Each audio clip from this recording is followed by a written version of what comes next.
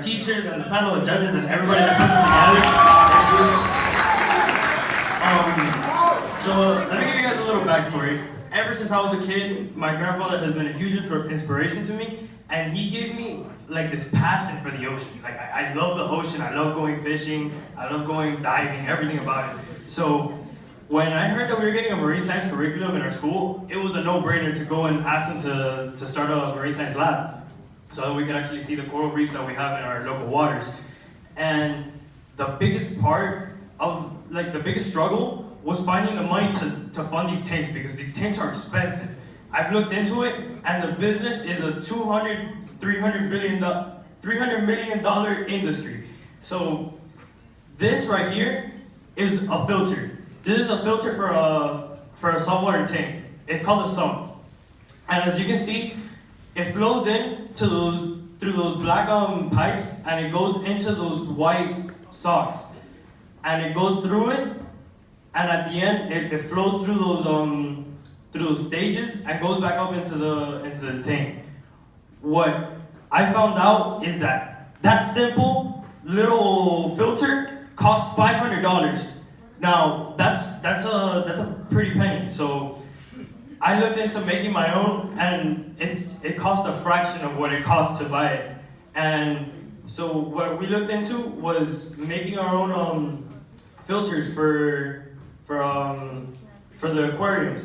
But not only having a filter, but putting in what you see to the right, which is that chip. It's a computer. It's called a Raspberry Pi, and it's the size of a credit card.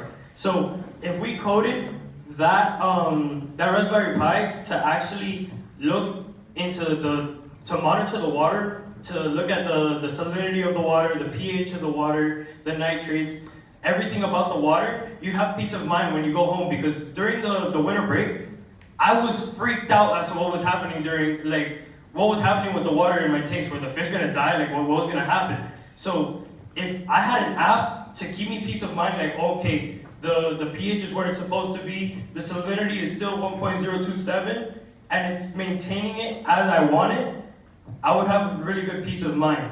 So if I was to put all this together for the price of the one sum, that would be amazing, because alone, a system like that, like the one that I'm talking about, that is monitoring the water, that is hooked up to an app, costs $800.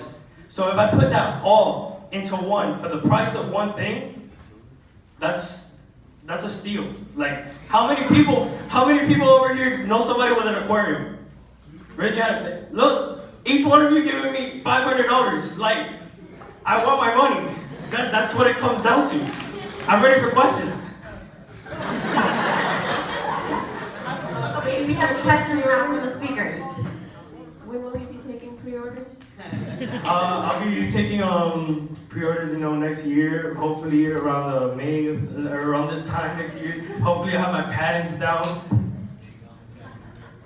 Alright, Louis. So you talked about how you're gonna cut the price from $500 to a quarter of that. Yeah. So what changes? So the Raspberry Pi itself is just It's a computer, and it's the size of a credit card. It costs $35. But how will you also integrate the filters and all the rest of the associated costs? Well, I mean, the sump itself costs $500, and for you could buy plexiglass sheets and make it yourself for like $100. Okay, yeah, that was my question. You good? Alright, how are you gonna make sure, because there's a computer, there's water, how are you gonna ensure? Well, the Raspberry Pi, you can actually put like a case around it to make sure that it maintains, it stays waterproof. So I would have to look into actually making a waterproof case for the Raspberry Pi.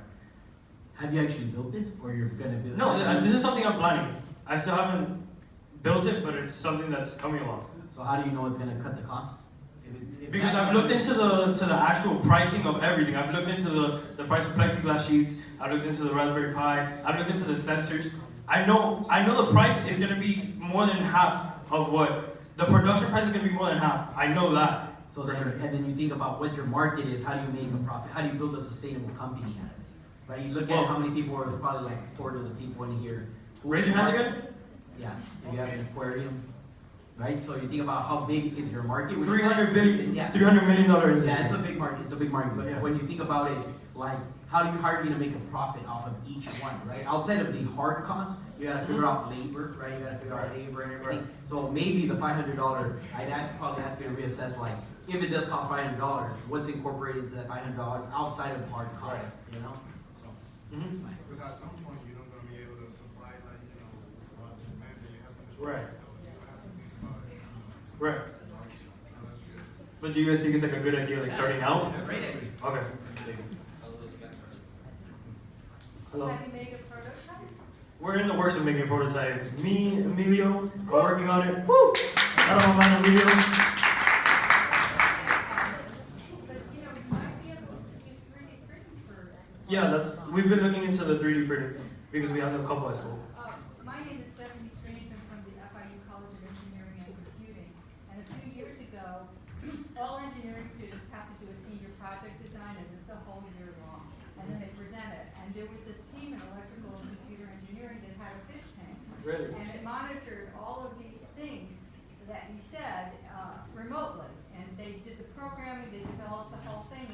And I was so amazed. I said, you mean there's not one of these on the market that There monitors isn't. the pH and the temperature and the this Exactly. and that? And they're like, no. And I said, well, why don't you guys make this? Exactly. But they were